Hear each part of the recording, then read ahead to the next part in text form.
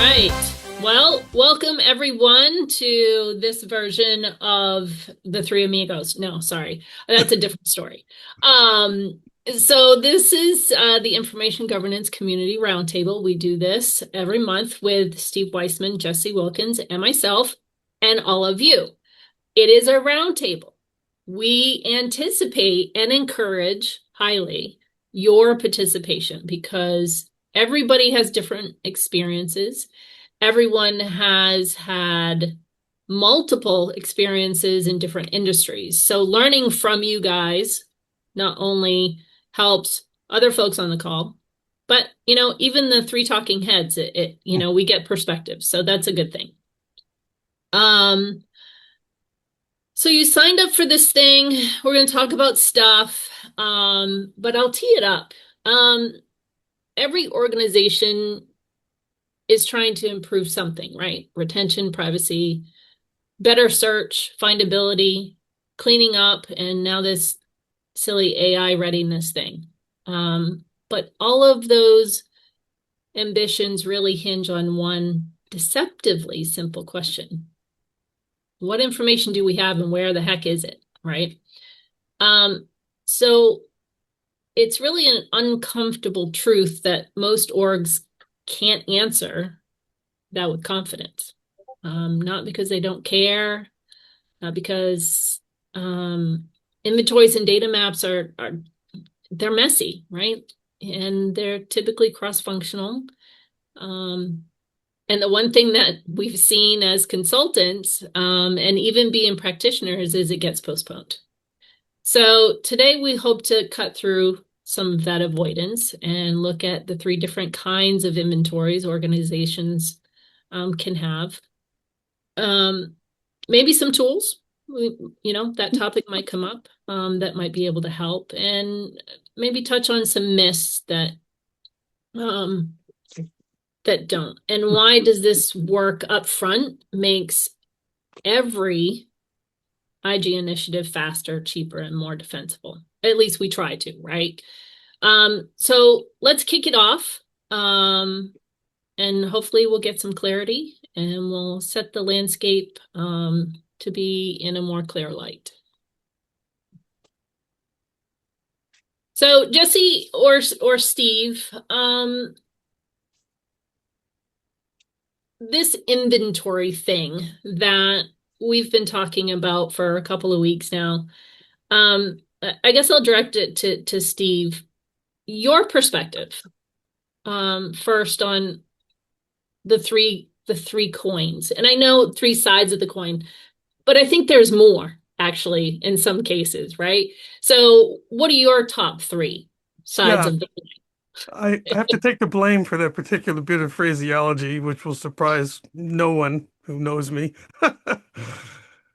Um, it is multifaceted. I mean, at a high level, it sounds pretty straightforward. It's, well, what information do we have and where is it? But then you realize there's a multiplicity of detail that is what makes it so painful to do, frankly. And so much of it's manual. You have the records and data side of this coin. Um, and really, and again, those who know me have heard me say this for years, talking about information, it's all in all its forms, whether it's a business record or just a regular document, whatever that means, data in a database, structured and unstructured. So that's one side, because obviously those are the noses that we're counting, right? And then the follow-on question is, what is it and where is it? And there's a system side to this as well. That's the second side of the coin, which is understanding basically our infrastructure. What repositories do we have?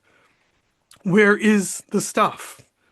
Where is all the stuff? And you kind of have to do both of those if you want to govern it. And, as many of us could, I could regale you for weeks with stories of clients who, well, yeah, we know that's supposed to go into iManage, but we don't actually have access to it, so we put it over here in the shared drive. But nobody knows that except that particular office. And so then you got to start asking the systems questions. What do we have and where are those, even geographically? So, like, is information about people stored in the country where those people work? Because that's an issue. So there's another rabbit hole. And then the third side is the process side. How does it get there? Where does it go after somebody's done with it? What is it? Where is it? And how does it move? So for me, those are sort of the three minimum daily requirements of trying to inventory your data and put together a data map and do so with a high degree of confidence that you got it right. So when you make decisions based on that, you might actually be able to get something done. End of rant. Steve, I don't like the fact that you listened in on one of my calls earlier today Oh, because I literally was on the phone with one of our law firm clients and she let our team know that one of their offices does not use iManage at all. Not because they don't have it, not because they can't, they don't want to. they don't want And to. and Is yeah, and so there's a significant change management issue that I'm now being brought into to because it's not a training issue. They've been trained. right. They just don't want to. So Oh, I got to figure out how to make them want to. There's a I fourth want side. to, well, yeah. I want to focus on that last one just a little bit. This also came up in the call. Privacy is a thing. And I know everybody on this call knows, at a certain level that privacy is a thing. But one of the real challenges that we have that too many people who are not at the seam of the mine, or the face of the seam rather, don't think about is it's not just the information that you're gathering, it's the information that you're sharing with third party processors, right? So that thing about how it moves, it's how it's gathered, it's how it's shared, it's how it's folded, spindled, and mutilated, and ultimately what happens to it at the end of the life cycle. I had a call with a privacy consultant that both Julie and I worked with in our previous lives, and we had a conversation one day where she said, I don't care about the employees, or excuse me, the consumers and their privacy information. That's easy because they don't know where the bodies are buried. It's the employees because California's privacy law applies to employees and they know exactly about that access database over in the broom closet and the 18 different instances of Box and so trying to get your arms around that is incredibly important for privacy programs, as well as all the things that we know and love in terms of being able to manage it and apply retention and everything else. Yeah, and then if you want to continue to beat on the change management horse, which seems to come up in almost every discussion about anything that we have, Go figure. there's a reason for that. The I don't wanna factor al always, almost always comes into play. Just trying to find this stuff out. Yeah, There are any number of tools that can go out and crawl databases, but they can't crawl the things that they don't know about, that the people know about. So, like you said, the access database in the closet. Um, how's it going to find that? And yet you've got stuff there. So right. for me, you have to combine the automation with the human The automation and because the you interrogation. the entire yeah. yeah, that's right. We have base. Jesse's Marine background coming into play. Yeah. It's You guys are spot on. I don't mean to cut you off. But Mm-mm. it's that I don't want to. I'm that's lingering in my head, right? Because as you know, I after our lovely joint adventure at our previous engagement together, I then went to work at a law firm, for 2.5 years, and your policies and the people are just such this disconnect, you know, and our approach of, well, we're going to make you doesn't seem to work. Holding people accountable and this idea of this checkbox activity, they take a training session. There's still is such this disconnect of enforcement, or how do we create an environment that that isn't so difficult for them, to engage them, to hold them responsible and accountable, to do their part as data stewards. What is that magic sauce that we all struggle with so much? I don't know. That's what I'm Angela. up at night.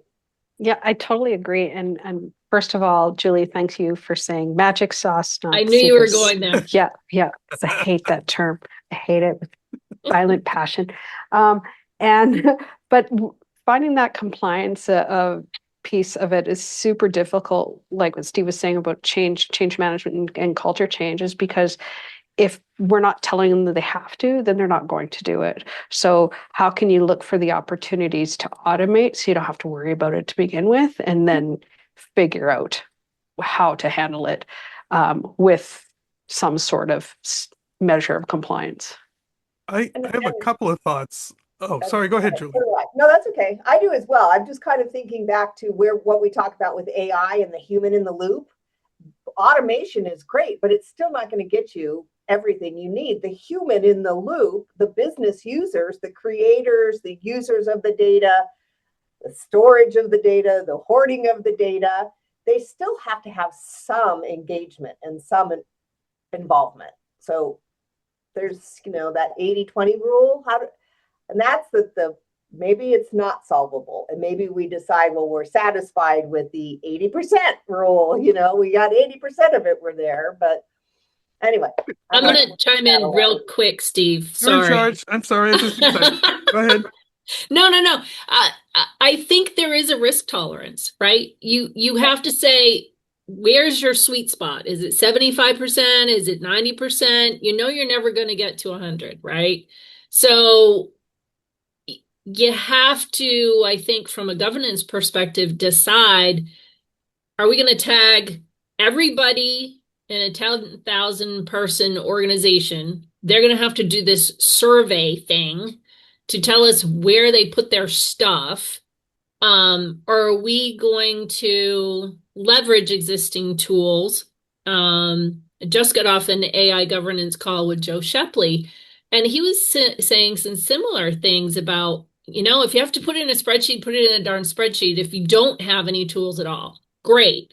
But there are likely departments that are using some tools that already have a portion of your inventory done for you, such as privacy, such as IT, asset management tools.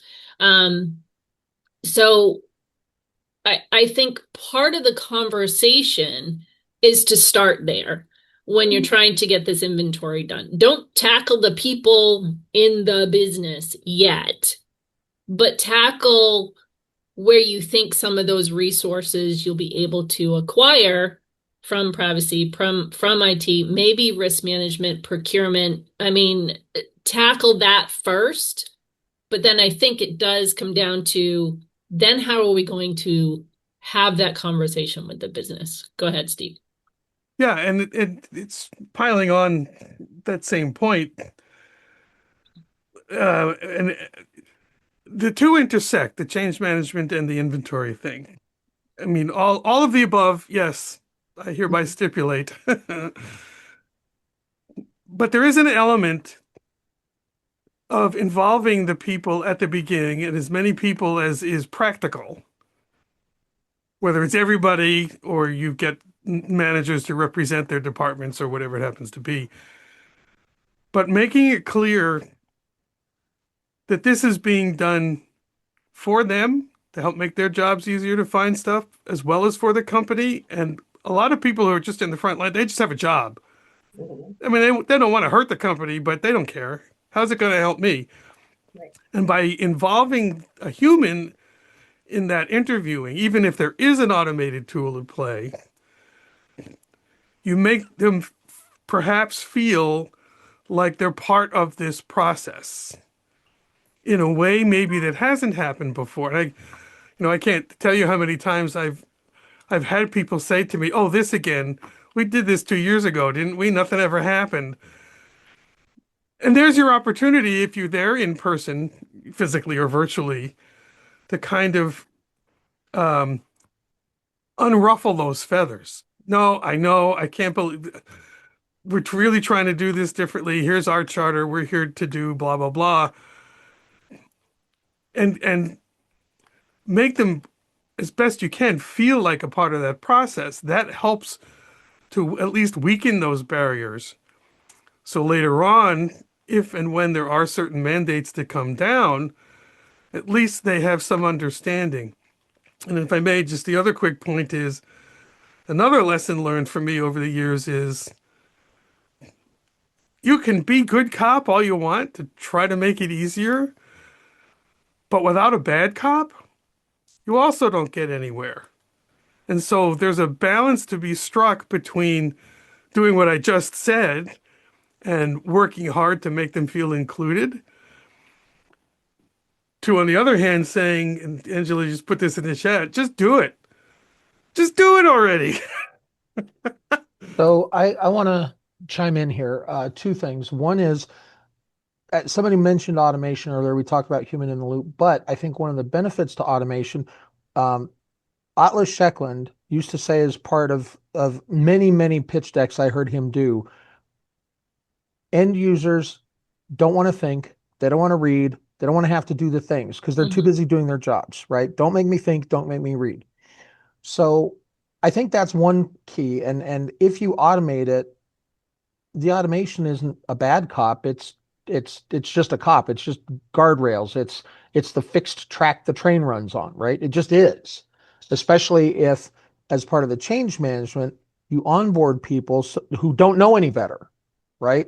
That's where, unfortunately, sometimes you run into the disconnect between this is the way we've always done it and what, bad habits versus no habits at all. And hopefully you can inculcate those good habits.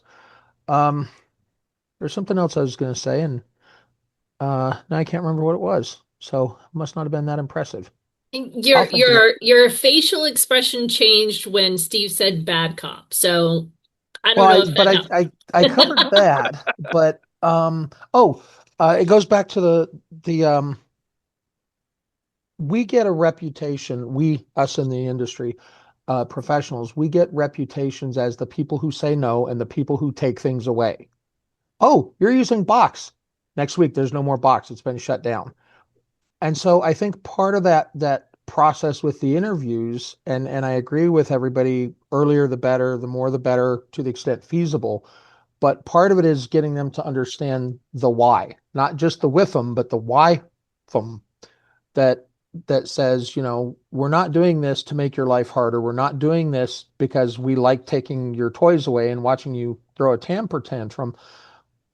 We're doing it because there are better tools, or we have security needs that this tool doesn't apply to, So just as you're crafting a with them for everybody, you can also be crafting the why for everybody as well. The compliancy people are going to be more interested in security and compliance. The knowledge workers are going to be more interested in if you do it this way, it's easier to find later. It's easier to collaborate with people. It's easier to do all the things rather than trying to do this thing in a file share that you're going to overwrite and be sad about. So I think it's a two prongs to the three coins, which is the what's in it for me, but also why should you care? And I think it's going to be equally unique to each of these stakeholders and people. Yeah, and I think not only why should they care, but why does the company care? They have It's to both. understand, yeah, it's definitely both because yes, we're typically the practitioners, the consultants in this, I'll say the lower I because there's many different information governance lenses, right? It's they tend to groan when we come by the office. Or if we're sending an email, right? Oh, we have to do this compliance training again. Oh, man. Um, there are reasons for that, right? And I think it's being able to craft the story that fits their narrative. And that story might change based off of business group, or it could change based off of level of role within an organization so that they understand it for that why. It should change. I'll jump in. It should, Should. absolutely. But Yeah. it's a lot of times it doesn't. And people are just like, oh gosh, this is a stupid compliance thing again. I have to do this inventory thing and they want to know where I put all my stuff. Well, guess what? Not all my stuff is electronic. I still have paper, right? You still have boxes, you still have filing cabinets. And heck, there are some organizations that still have fiche film and Lord only knows, aperture cards, I think you said the other day, Jesse. So, it's Yeah. it's everything. It's not just one medium that has to be tackled here when if you're doing a true inventory. Now you could phase it and do it by inventory type, but I'm thinking if you're going to touch the business, do it as minimalistically as you can. Yeah. And I mean, we know this to a large extent. I think we're in an echo chamber here of agreement. For me, there's trying to say this diplomatically, and I don't know if I'm constitutionally capable of such a thing. But what I want to say is it's almost a waste of time to do it partially because any kind of segmentation you do is going to be art, artificial, really. I mean, unless you focus specifically on a particular need, a particular business requirement, a particular, I see, I can't even articulate it because it all intersects. You can't do it by format because you'll leave something out. Well, I mean, you can start with the paper, I suppose, but if you're trying to inventory all your information, you've got digital equivalents all over the place. Sure. So okay, you can free up some floor space and there's a value to that. But you haven't really moved the governance rock up the hill very far. You can talk by document type, let's deal with all the invoices.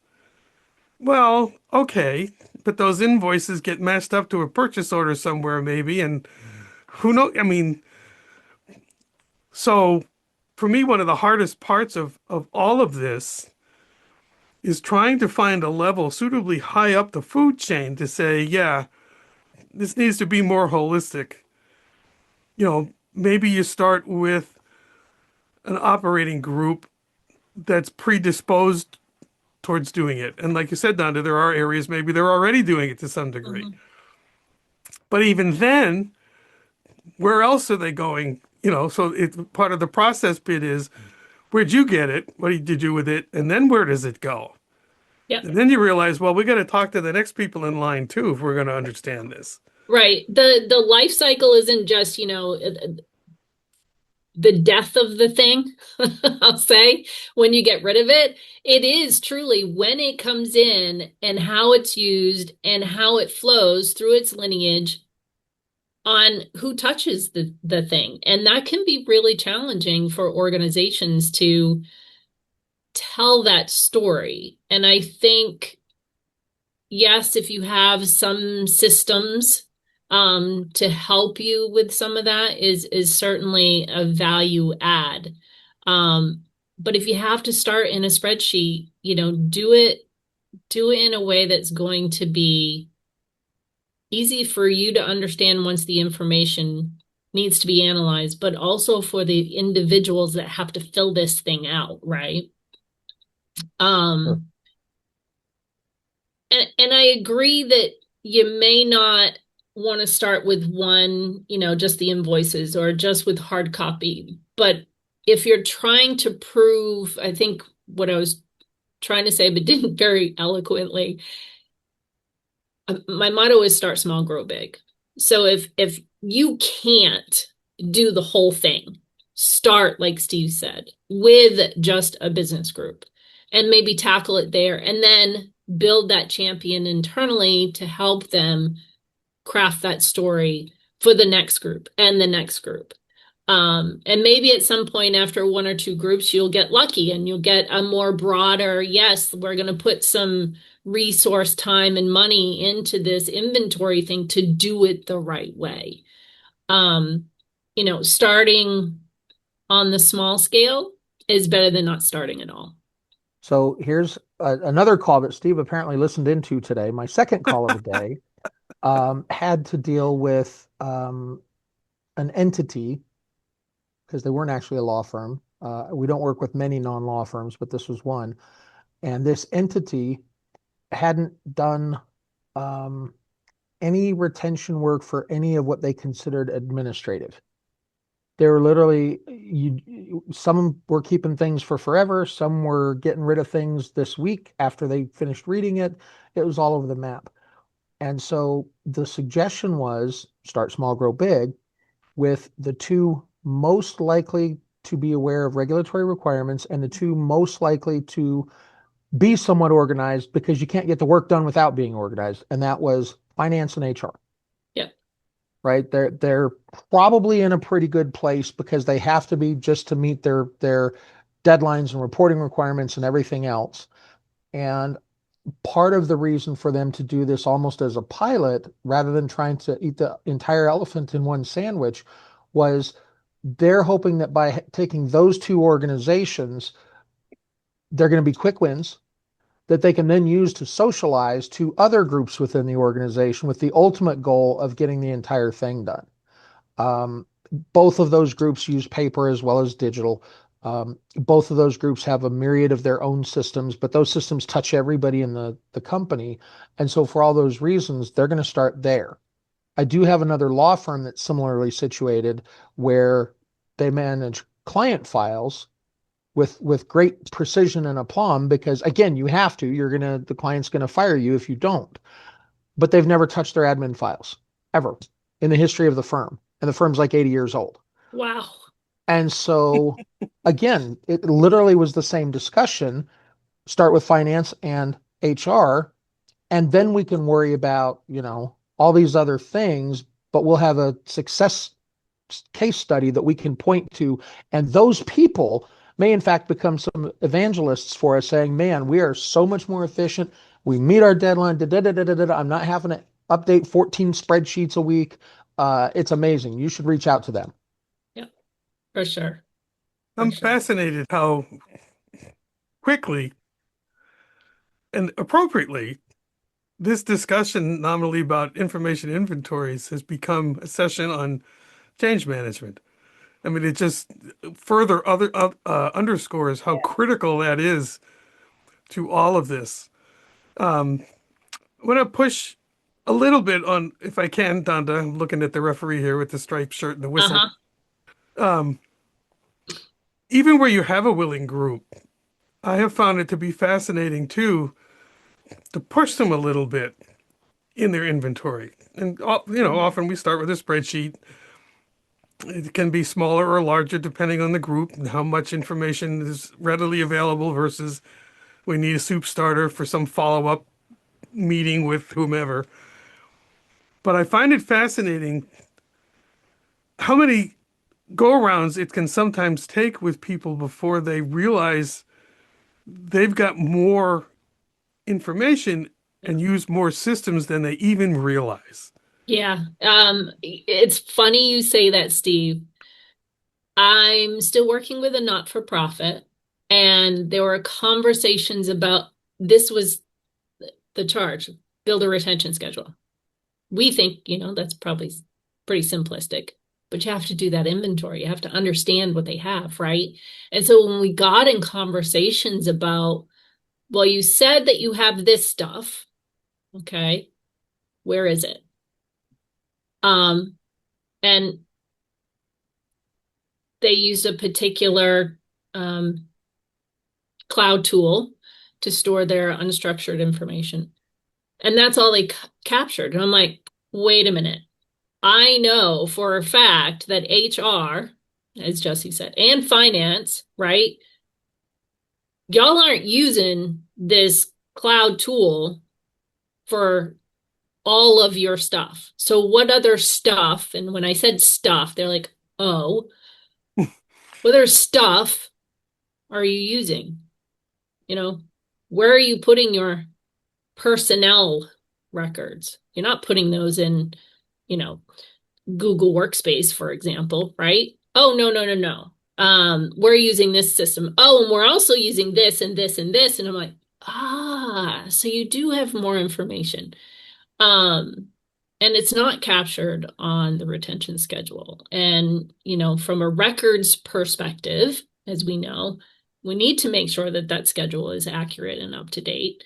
And that was the premise of this. And it wasn't geared towards a true data map, I'll say. But we started to get towards that data map process when you're looking at building that retention schedule. It does happen to help if you have that data map to understand if it's a record, if it's not a record, where it is, etc. And I say that just because it was the conversation, right? Right. That happened. It wasn't a survey. It wasn't us consultants looking at the systems necessarily to figure it out. It was the business telling us where the other stuff is. And it Yeah. also is a matter of habit. People Yes. do things because they do it and they don't really think about. It's like the famous video and case study, a father teaching a kid how to make a peanut butter sandwich. Oh, well, you just get the peanut butter and you put it on the bread. Then he takes the jar of peanut butter, puts it on the bread. Well, that's not right. So, like a case study from last year, it's not the only one, working with an organization. Oh, well, we get the data, we get the information we need from XYZ system, and we do this, that, and the other thing. All right, hang on a sec. Define get. Are you working in that system? Oh no, we download a copy, or we have it emailed, or we get it by email every month. Oh, okay, you get it, but there are a couple other instances. They also had a system, whenever they did open something, it downloaded basically a shadow copy on their local computer, Mm. which nobody realized until we started really pushing on it. Actually, I think we used the system and discovered it. I think that's how we found out. I never really thought about that.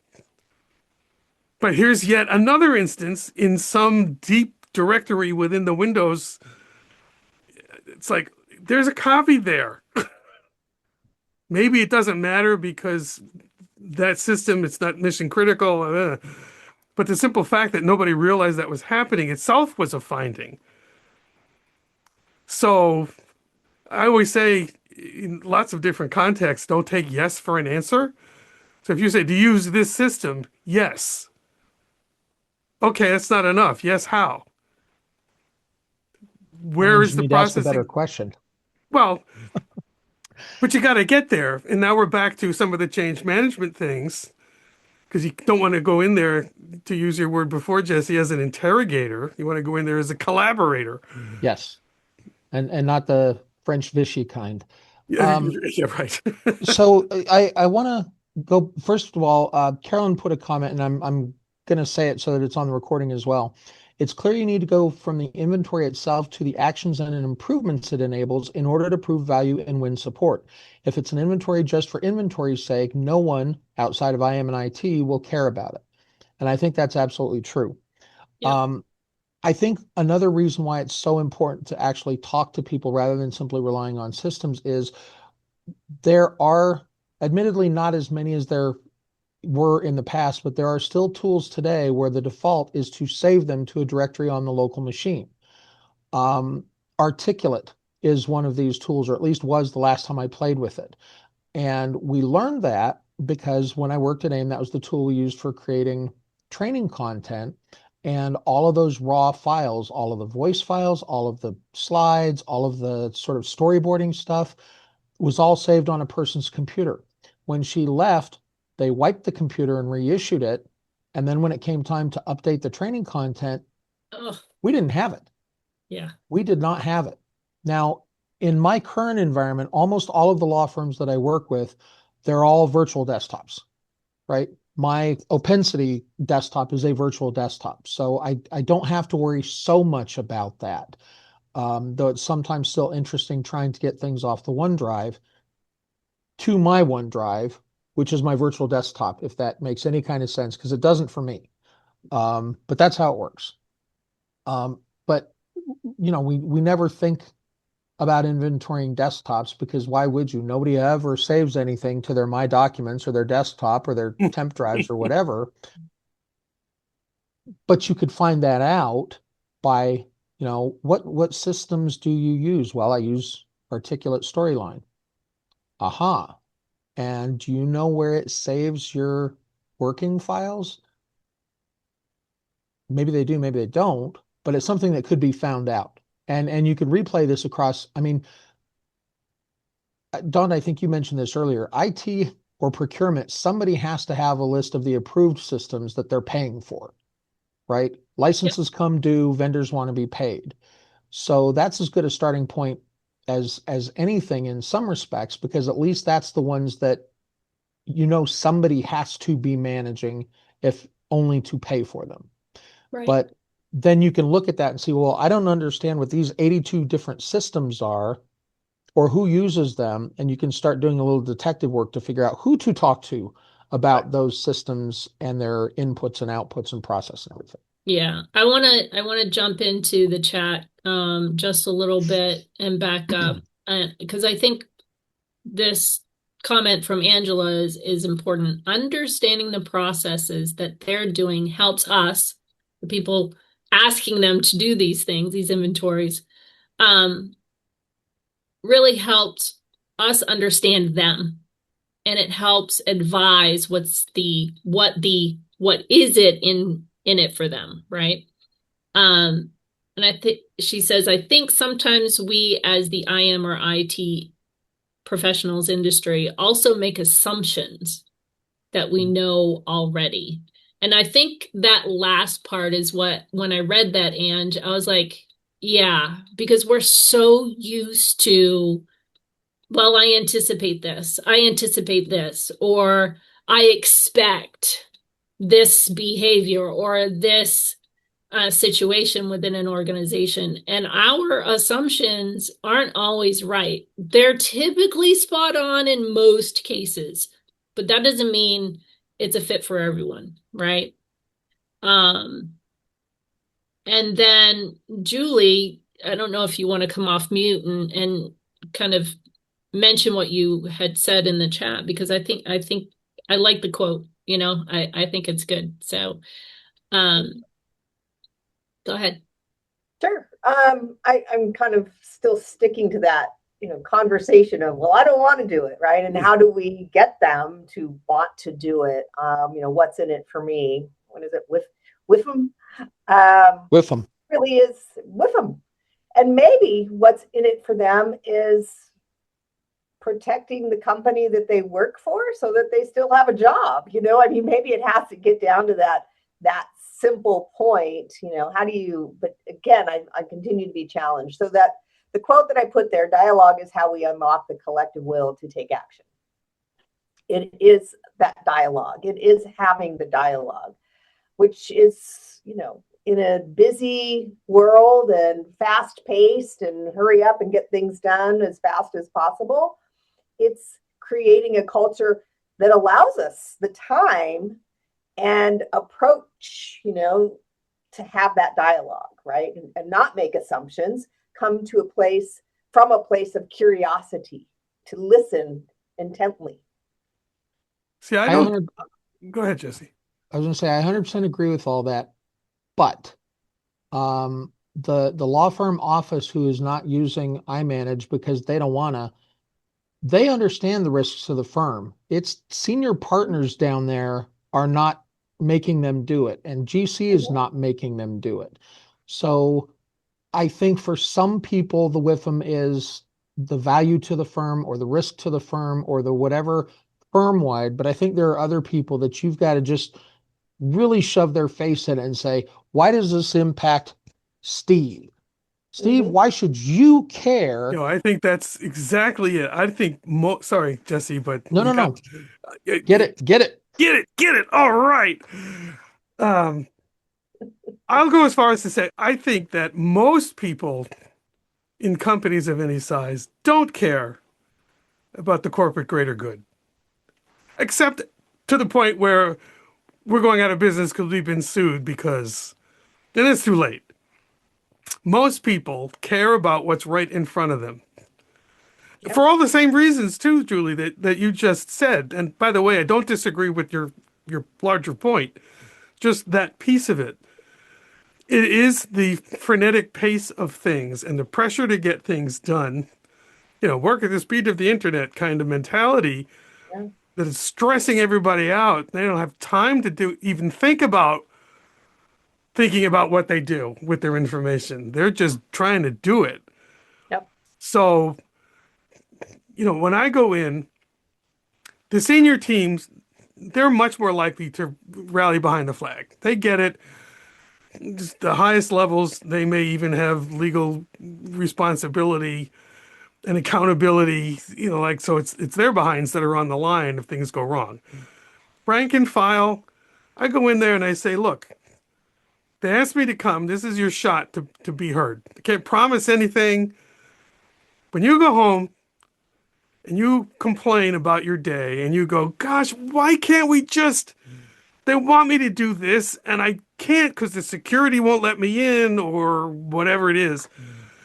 I want to know what this is, what makes them grab their heads and go, yeah. And sometimes I actually go in there and say that because I think in a lot of cases, a little bit of theater can be helpful because they don't get it otherwise. You're just another mouthpiece. And maybe I'm just a goof, or maybe all of these things are true and don't say a thing. But I go in operating under the assumption that the people who are closest to having answers that I can use in terms of inventory stuff are the ones that care the least about the greater good. They'll give it lip service. And when somebody inside comes and asks, they're going to get lip service answers. But I go in there and say, look, I don't have a dog in this race, whatever that metaphor is, a horse in the show. I don't know. Just tell me. What's in the way of you? Here's what company wants you to do. You've heard that for years. What's in the way? Because usually the ones that are most deeply entrenched in I don't wanna have a reason. Mostly. Sometimes they're just curmudgeonly or they've been in the firm for 100 years and they just don't, this has worked fine. Right. But usually there's a reason. There's some frustration that if you can unlock it, they'll talk to you for an hour. And you got to let them. That's one of the hooks to getting the buy-in that we want down the road is you got to let them. Anyway. Yeah, and I think part of the gotta let them thing there, Steve, is you as the professional asking them to do these things on behalf of the organization. You're under a time crunch. And having to spend an hour for 35 different departments, and then multiple, I'll say, leads within those departments can be a challenge. And I think it goes back to the change management and the understanding with the champion that you're working with that's really chartering this effort to have that straight up conversation. This is going to take time. This isn't a quick fix. This isn't a we'll get it done in 10 days kind of thing necessarily, depending on how large the organization is, right? It's that upfront conversation that has to be had so that you as the professional is not pressured to meet a time deadline that's absolutely unreasonable, right? I know from a consultant side of things, you have a tentative end date of when you want, the contract to be finished and you want to meet all the deadlines and what you think your project plan is going to look like. But that upfront conversation has to be had that, hey, you want a lot of stuff. right, done in this governance thing that you're trying to do. And yeah, you can throw a bunch of bodies, but that's going to cost you a lot of money. Um, but if you don't incorporate that change management conversation with your teams up front before either your in-house um, information governance professional, or as Steve, I know in your in, in our notes we said outhouse for systems, but it's also outhouse for consultants coming in, right? Um, you have to have that conversation with your people that, hey, you're going to be involved. We're doing this, and this is why. And again, that change management conversation and that constant communication loop is so important when you're trying to do these inventory things. Yeah, and ironically, maybe the more communication you have, the lesser the burden becomes for the people you're talking to as well, because you don't have to keep going back to them. And I've run into this kind of thing all the time, and surprisingly, it's not always the largest firms. I'll tell you my favorite story, which was the IT department at a global law firm, as it happens, because you thought, and we were working with just one large department. And the firm was set up in kind of an interesting way. They had a central IT department, but some of the major operating groups had their own, which I never fully got my mind around what the interplay there was. At any rate, everything that all the departments within this group did funneled through their IT department. So we were talking to the IT people in that group to find out what information did they touch. And they said, we don't touch any of it. I was like, well, how is that possible? It all flows through you. Plus, you must be generating reports based on things. I mean, I don't care if it's just systems logs. No, we don't have any. It's like, really? And it got to be such a thing that it was taking more time. If you would just uncross your arms, get rid of some of the defensive posture, because clearly something was going on. Mm. We could have been done already. Now, just to compound things, it was such a problem, and there was another operating unit in there that was problematic. And we were working with the governance group, sort of on the outside. Well, who's in charge of these groups? That person was an I don't want a person. And it was clear that they had instructed their people after a point, don't talk to us anymore. And it Oh, was equally clear that a bunch of those people really still did want to. This was an initiative, and I bring it up not to make fun of or to judge too badly, this particular organization, but it was one of those cases where, first of all, we finished and we had enough support that we were able to collect a lot of amazing information, uncovered lots of things the firm didn't know about, and never went anywhere.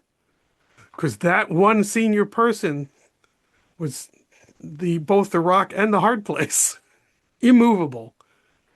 And here we sit months, oh gosh, not just months, it's a year and months later. They haven't done anything with it, which means the next time nobody's going to cooperate. And a bunch of people quit in between because they just couldn't take it anymore. We can't get anything done here. So, lesson by counterexample, the more you can do up front, as was said, the better off you are. Get people engaged. Who are we waving at? Am I Angela.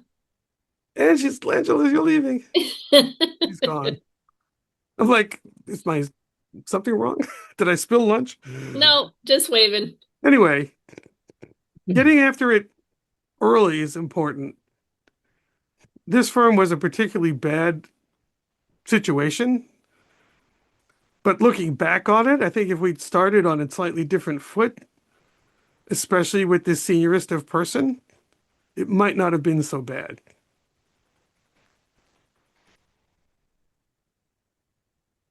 So I know we've got only about 5 minutes left, so it's probably getting close to time for closing statements, but I know there were a couple of other things that we wanted to mention regarding future meetings. Yes. So future meetings, we're still deciding what next month is going to be. It may involve a little assistance with our esteemed colleague, Julie Harvey on the call. No pressure. No pressure. But we'll talk about that later. However, in May, and we hope to put this out on our LinkedIn page, Information Governance Community Roundtable. Yes, it's a thing now. And if one of you gents wouldn't mind pulling that up and putting that in the chat, that would be awesome. So people can link. I know it's just Devin and Julie left, but we're going to do an Ask Me Anything in May. So I hope that you will join us. I hope that you will share our communications out from our LinkedIn page, just to garner more bodies and heads on the screen and conversations with us.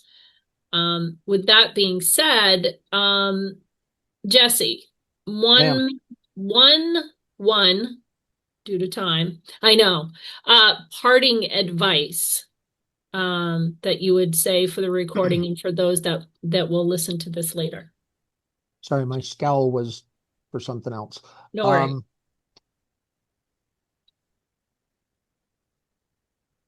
Make the time to have meaningful conversations with the people that you're interviewing as part of the inventory process. Love it.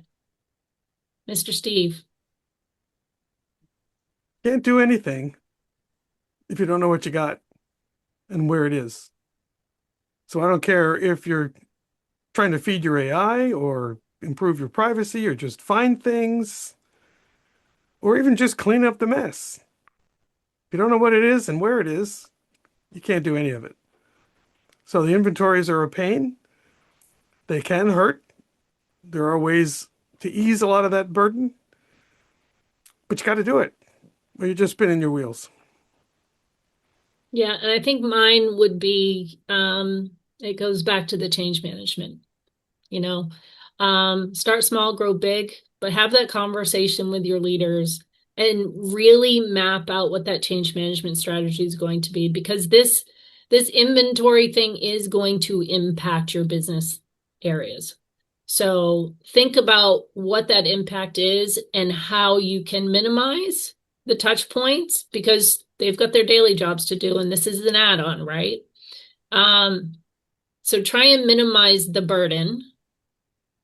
Think about the change management communication so that people are on board. And it really does come back to the culture that the organization, whether you're sitting in a seat in that organization, or you're like Steve and I, and we're coming in to support you in your organization, making sure that that communication style is relevant and often. So thank you everyone for joining us on today's Information Governance Community Roundtable. Again, we do this every month. We do have a LinkedIn page. It's in the chat. And for those of you that aren't seeing the chat on the recording, just look that up, or you can look up Jesse, Steve, or myself, and we've linked it on our pages on LinkedIn. And so I remember, now that you're watching on YouTube, you'll see it in the show notes, but I may not remember. So if you remind me after, I'll put it there. Okay, perfect. So thank you all. Peace and blessings to you, and good health. Thank you so much for joining. Thanks for Appreciate coming, it. everybody. Hey, everybody. All right, thanks.